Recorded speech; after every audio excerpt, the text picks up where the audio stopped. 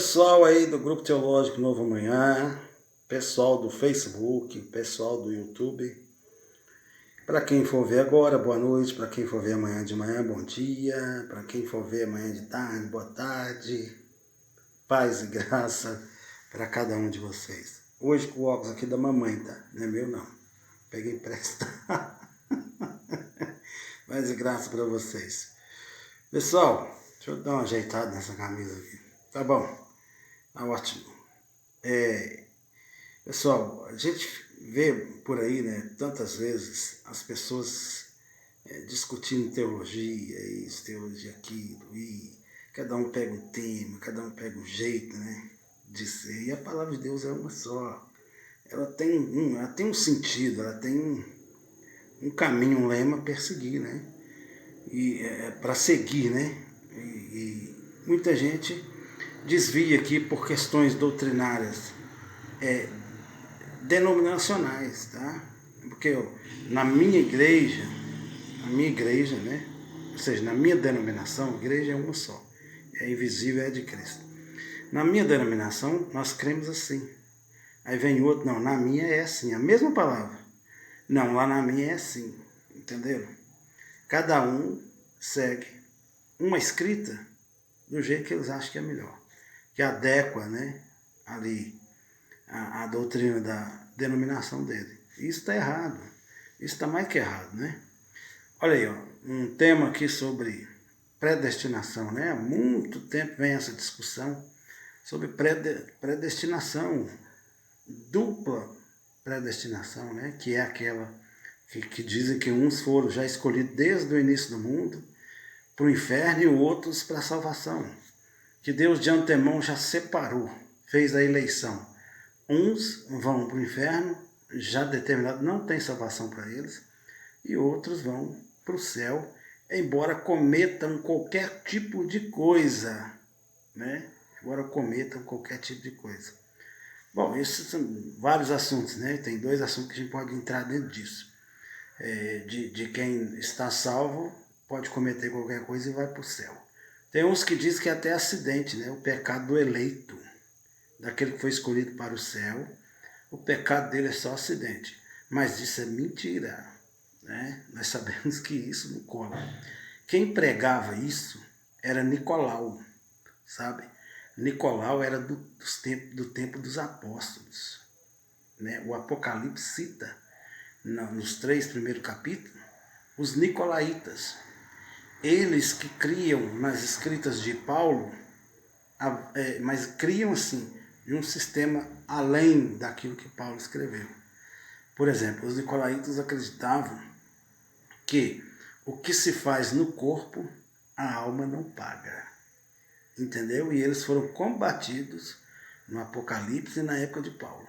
Paulo escreveu sobre eles indiretamente na carta aos 2 Tessalonicenses, capítulo 2, explica isso lá. E em Gálatas, capítulo 1, Paulo falou. Paulo ensinou a Timóteo tudo sobre eles, as falsas doutrinas do judaísmo, dos judaizantes, e desse pessoal, os gnósticos daquela época, né? E esse pessoal aí que acreditava em coisas que estavam além do que Paulo escreveu, né? É por isso que Paulo diz, em 1 Coríntios, que não se deve fazer aquilo além daquilo que está escrito, né? Entenderam essa situação? Então veja bem, essa discussão é longa, mas eu vou tentar resumir aqui em breve um videozinho para não ficar muito longo. Mas veja só, né? O pessoal acha que Deus escolheu lá desde o início do mundo, né? Uns para o inferno, outros para o céu. Isso é ridículo. O que Deus predestinou foi a salvação para o mundo, para a humanidade. O que Deus predestinou, já deixou pronto, foi o plano de salvação. Entende? E quando entram essas pessoas no plano de salvação, tipo os profetas, tipo os apóstolos, a Escritura diz que eles são predestinados. Né? Predestinados no plano de salvação, contribuiu com o plano de salvação, tanto os profetas do Antigo Testamento como os apóstolos. Né? Os profetas em anunciar o Cristo, em dirigir aquele povo Na época dos reis também era chamado ungidos, que dirigia o povo. E os profetas com suas escritas dirigiam os reis, dirigiam o povo, né? Dava o recado de Deus. Até que se manifestasse a promessa. Quem que é a promessa? Jesus Cristo. Gálatas 3:19 por ali.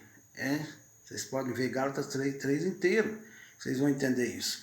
Então, predestinar você, predestinar eu para o inferno, isso aqui é mentira.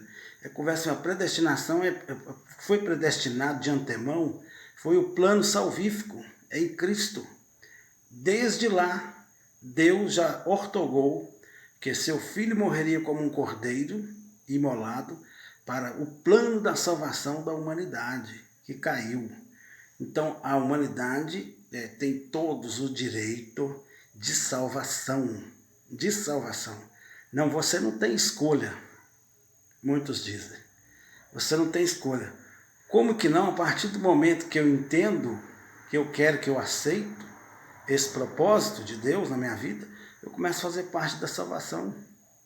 Primeiro eu preciso conhecê-lo.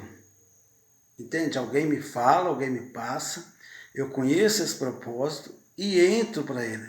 Porque aquilo me agradou, que ele foi de tocar o coração, de tocar a alma, e eu passo a ser. Aí vem aquele monte de conversa em cima disso. Não, você aceitou porque você é escolhido. Você não peca porque você é escolhido. Isso é conversa religiosa. Vocês estão entendendo? Isso é conversa religiosa.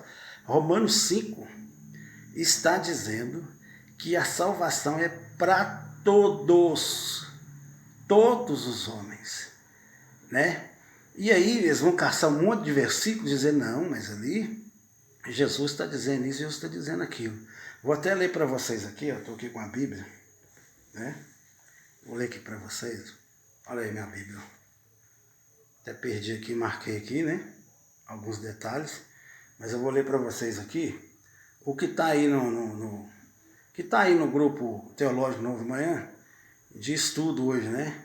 Olha aqui, o que eles leram aqui, ó. João 10, 26, né? O que está escrito aqui, ó?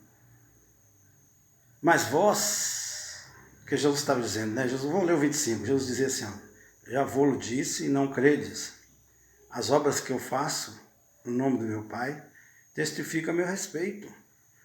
Ou seja, eles tinham oportunidade de crer, certo? Eles tinham oportunidade de crerem, mas não creram. Não criam e não creram, né? Então, a palavra, o contexto é maravilhoso. Olha o que ela diz. Já vou-lo disse, não credes, porque Jesus já falou dele, né? As obras, ele fala das obras. Nas obras que eu faço em nome do meu Pai, testifica meu respeito. Mas vós não credes, porque não sois das minhas ovelhas. Olha só, não sois das minhas ovelhas, eles estão pegando como se Jesus estivesse separando. Um escolhido dele e outros não. Não é nada disso. A Bíblia está bem clara, né? Bem preparada. O que Jesus está dizendo para eles é que eles não querem fazer parte do redil do Cristo, porque não creram e não creem. Vocês não creem. Se vocês não creem, vocês não são minhas ovelhas. Mas um monte deles creram depois. Vocês estão entendendo? Outra parte que eles usam é outra parte quando Jesus fala que ainda tem muitas ovelhas que não é desse aprisco. Quer dizer, eles colocam como escolha, escolhido, fulano de tal escolhido, etc. Não é isso, é porque a salvação ia atingir aqueles que não estavam, né, como cidadãos israelenses. Só vocês lerem Efésios 2. E agora vocês sois filhos, e agora vocês são co-cidadãos dos céus, né, da pátria mãe, etc. E veja bem, né, veja bem, eles tratam isso como se Jesus estivesse falando de quem não é escolhido nem aquilo outro. Quem contribui, né, quem contribui com o plano salvífico é aquele que aceita, que recebe a palavra de Deus. Né? É tanto que Jesus explicou isso, gente. O mestre falou. O mestre disse Quem não crê já está condenado. Quem não crê, ele não disse aqueles que não crê, como se tivesse alguém separado. Ele disse quem não crê, já está condenado. Esse é o juízo. João 3. Está escrito ali direitinho, né? Mas aí eles inventam um monte de coisa aí, eles pegam Efésios, né? Quer ver aqui, ó, tem Efésios. Efésios capítulo 2. Efésios 2, vocês podem ver, Efésios 2, 1 a 3, que eles pegaram aí. Vamos lá para vocês verem. Efésios 2, de 1 a 3. Está aqui, ó. Está aqui. Está escrito assim, ó. E ele vos deu a vida, né? Chegar mais na luz aqui. E ele vos deu a vida, estando vós mortos, nos vossos delitos e pecados, nos quais andastes outrora segundo o curso deste mundo. Ó. Olha que tradução bacana. Segundo o curso do mundo. Por que segundo o curso do mundo? Porque eles viviam naturalmente. Viviam naturalmente as coisas, inclusive no Velho Testamento. Eles viviam as coisas naturalmente, sem conhecimento dessa espiritualidade toda que nós conhecemos hoje. A verdade é essa. Mas vamos aqui, ó. Quando andastes outrora, né? Segundo o curso desse mundo. Segundo o príncipe da potestade do ar, do espírito que agora atua nos filhos da desobediência. Olha só. Filhos da desobediência, entre os quais, último versículo, também todos nós andamos, outrora, segundo as inclinações da vossa carne, fazendo a vontade da carne, né? Fazendo a vontade da carne, e para terminar aqui, e dos pensamentos, e éramos, por natureza, filhos da ira, como também os demais. Vejam, se antes andávamos naturalmente, segundo os pensamentos, os desejos da carne, né? E se fôssemos escolhidos, por que Paulo estaria dizendo isso aqui? Né? Olha só o que ele está dizendo. E éramos, por natureza, filhos da ira, como também os demais.